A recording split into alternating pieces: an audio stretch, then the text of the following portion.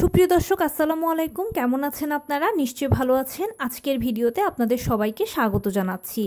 আজকে আমি আপনাদের সাথে আলোচনা করব একটা সুপার ফুড নিয়ে, যেটা বাচ্চার ওজন, উচ্চতা ও রোগ প্রতিরোধ ক্ষমতা বাড়াতে সহায়তা করবে। তাহলে চলুন মূল ভিডিওতে যাওয়া যাক।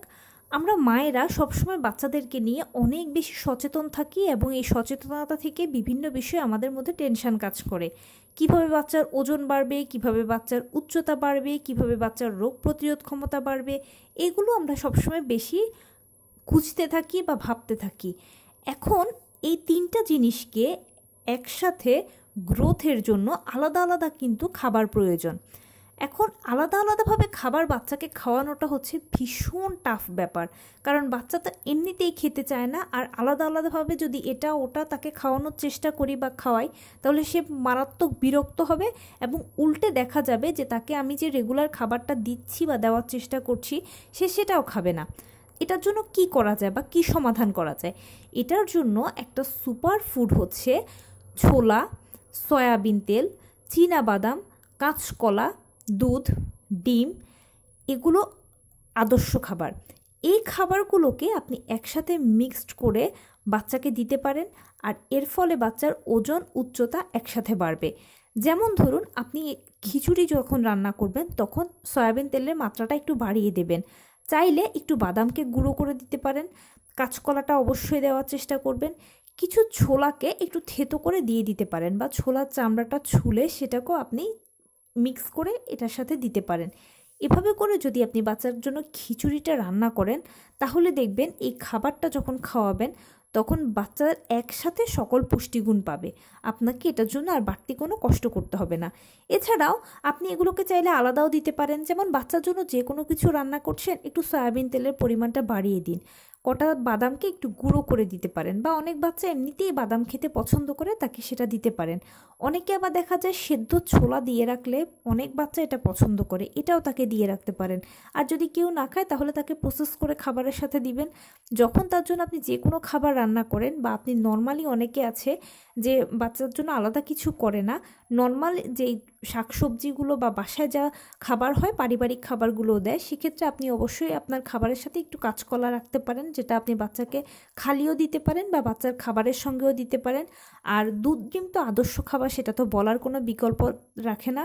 অবশ্যই বাচ্চাকে চেষ্টা করবেন একটা করে ডিম খাওয়াতে, ও অবশ্যই 1 গ্লাস দুধ খাওয়াতে, বা আধা গ্লাস দুধ হলেও বাচ্চাকে খাওয়ানোর চেষ্টা করবেন।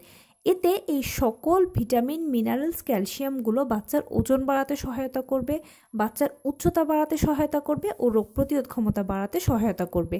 তবে একটা কথা এখানে অনুরোধ করব, সেটা হচ্ছে খাওয়ানোর নামে বাচ্চাকে কখনো কষ্ট দেবেন না।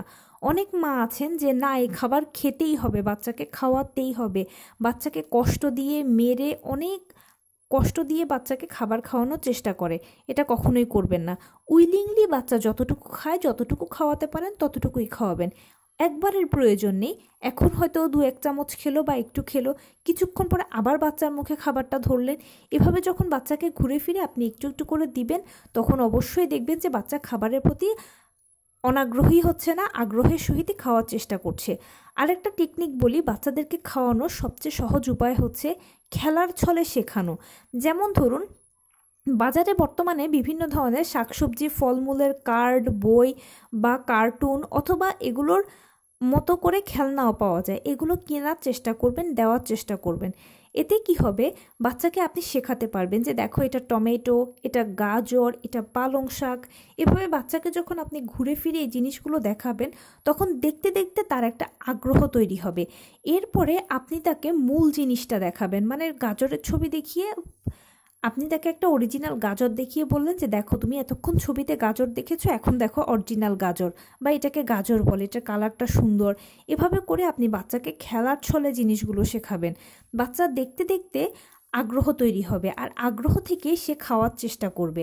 আর এভাবে আপনি বাচ্চাকে ইজিলি খাওয়াতে পারবেন। এটার জন্য আপনার কোনো কষ্ট হবে না, বাচ্চাও শিখতে শিখতে উইলিংলি খাবে।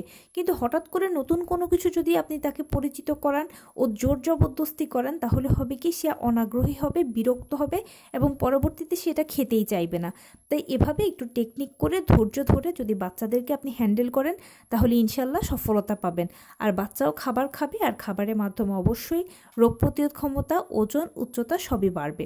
আর এই খাবারগুলো অবশ্যই খাওয়ানোর বাচ্চাকে চেষ্টা করবেন। তো এই ছিল আজকের ভিডিও। কেমন লাগলো বলুন? যদি ভালো লেগে থাকে ও হেল্পফুল হয়ে থাকে তাহলে প্লিজ লাইক, কমেন্ট, শেয়ার করতে একদম ভুলবেন না। আর সেই সাথে আমার চ্যানেলটিকে সাবস্ক্রাইব করার বিনীত অনুরোধ রইল। পাশে থাকা বেল আইকনটি ক্লিক করে দেবেন যেন আমি ভিডিও আপলোড করার সাথে সাথে আপনারা নোটিফিকেশান পেয়ে যান। যদি কোনো প্রশ্ন থাকে কমেন্টসে জানাবেন, আমি রিপ্লাই দেব। প্লাস যদি কোনো পরামর্শ থাকে যে কোন বিষয়ের উপরে ভিডিও বানালে আপনারা উপকৃত হবেন সেটাও জানাবেন। আমি আপনাদের পছন্দের সর্বোচ্চ প্রায়োরিটি দেব। ভালো থাকবেন, সুস্থ থাকবেন। আসসালামু আলাইকুম।